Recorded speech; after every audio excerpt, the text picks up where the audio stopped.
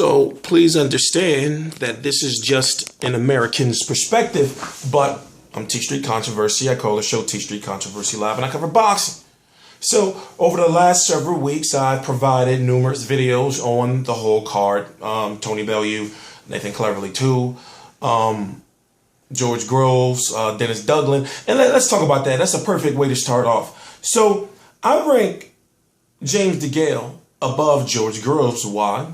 Number one, James DeGALE has never been knocked out. Number two, James DeGALE doesn't have 2 defeats. Number three, James DeGALE doesn't seem to have that conditioning and stamina issue that George Groves has right now and may seem to linger on.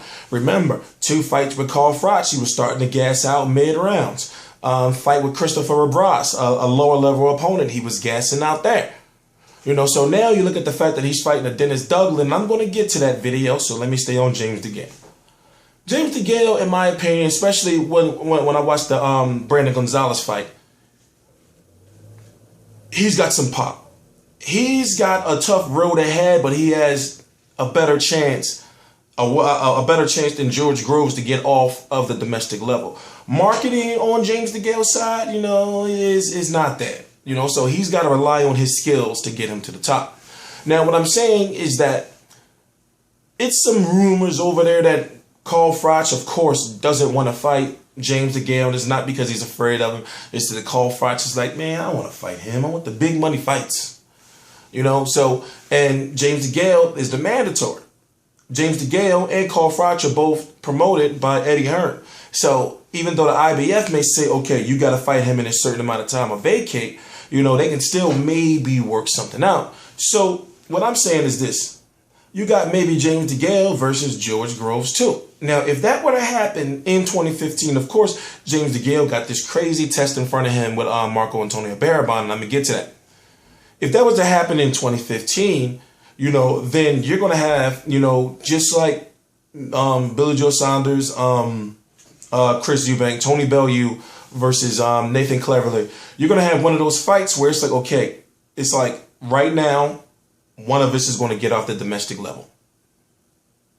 And as it stands right now, honestly, to be honest with you, I see James DeGALE outboxing George Groves. But let's talk about Antonio Periban, the pressure fighter. James DeGALE weighed in at 167. You know, I think that's like 11 pounds, 3 stones or something like that. I don't know. But then you had Periban weigh in at close to 169. So the IBF title is not on the line. The IBF #1 contender mandatory is not on the line for Marco Periban. So even if DeGALE loses, he'll still be #1 contender for Froch's belt. But Periban is not a joke. If you watch boxing and if you don't know who he is, I suggest you go on YouTube right now and watch Badou Jack, Jillian Love, and Sakio Bika. Those was his last 3 fights. He's not a joke. He's not somebody to fuck around with. Why? Because all 3 of those fights were close fights that he could have won.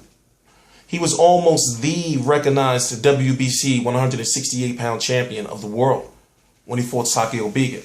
So I'm saying that this is a very tough fight and a fight that if George Groves would have fought, I feel George Groves would lose. But now it's up to James DeGALE. If he beats Periban, then that makes me an American believe, and I can start saying to other people like, yo, he's the real deal. So when you look at the 168-pound landscape, of course you got Carl Froch, and you got he's got the IBF, and he's got the WBA world, and you got Andre Ward. Don't even count him, scratch him off, and just say Carl Froch is the WBA champion. So then you got Anthony the Dog Durrell, who right now, in my opinion, is one of the fighters that can give Carl Froch a run for his money. So then you got Julio Cesar Chavez Jr. We don't know what's going on with Kel Kessler. You got Lucien Boutte out there who's fighting at what, maybe 175, 168. You know, he's bouncing around. We don't know. So if DeGALE fights George Groves, they both get through their fights, and he fights George Groves, and he defeats George Groves, most likely he'll not be IBF #1 contender anymore. He'll be #1 for Anthony the Dog Durrell. But you also have Chavez Jr., you know, dancing around out there as well. So when you think about these boxers, or when I do, you got to think about, okay, all right, what do they bring to the table? And they may be able to win this fight, but match him up against the other fighters ahead of them that's got titles and everything like that. And I match him up better than I do George Groves. But now I got to see him really go in after this pressure fighter. Defeat this pressure fighter. And, you know, if he's able to defeat him cleanly and cleaner than Sakio Bika, you know, Badou Jack and Jillian Love, then I'll know, okay, all right, you know, he's doing something. So, long story short, I'm T Street Controversy. This is T Street Controversy Live, and I cover boxing, real combat media, all my articles, video articles. I got two articles right down below. And this weekend, I'm going to be covering the entire card. Scott Quiggs fight, Caleb Smith fight, Tony Bellew, Nathan Cleverly, Anthony Joshua, George Groves, James DeGALE.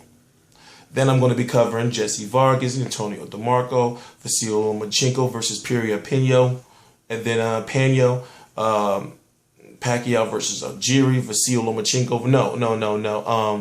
Shamin versus somebody. I don't know his name. T Street Controversy. Please subscribe. T Street Controversy Live.